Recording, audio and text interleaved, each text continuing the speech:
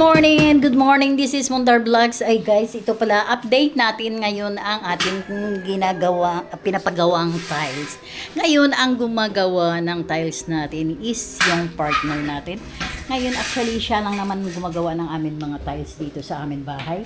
Kasi ang ginawa namin guys, itong bahay na to is medyo mababa na sa kalsada, kailangan medyo mataas tayo sa kalsada. Yan ang update guys ng amin ano.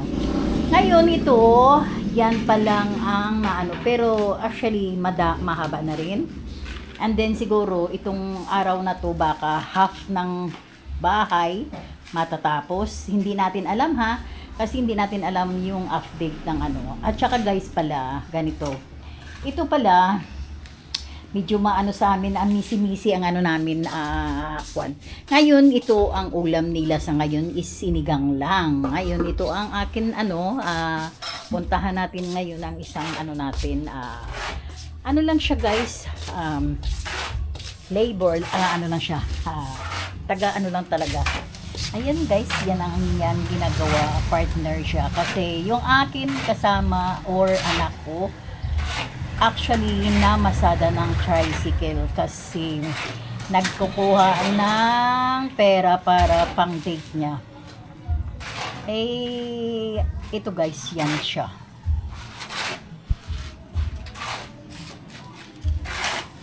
Kaya, update lang guys. Baka mamaya, na natin.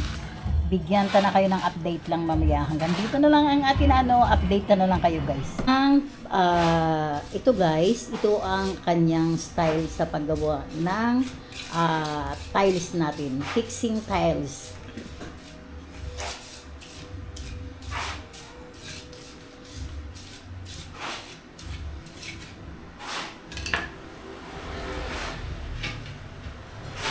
Hindi na kami gumagamit ng adhesive guys kasi medyo mahal ang adhesive. Ngayon, depende lang yan sa paggawa kung kakapak siya or ano.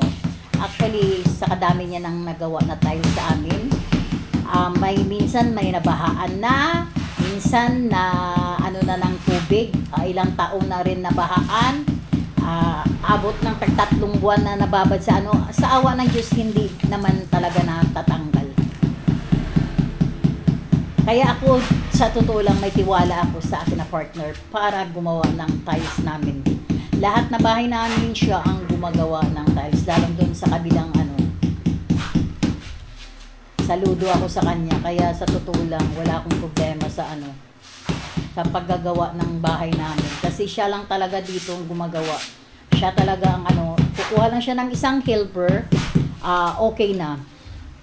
Kahit mag-fixing ng mga ito, at saka ito pala guys, itong namin, kesame namin, soon na siguro yan or next natin kasi bibili pa tayo ng pang kesame, bibili pa tayo ng pang dito, tatapusin natin. Actually kasi ganito siya, ang ceiling namin is ganyan.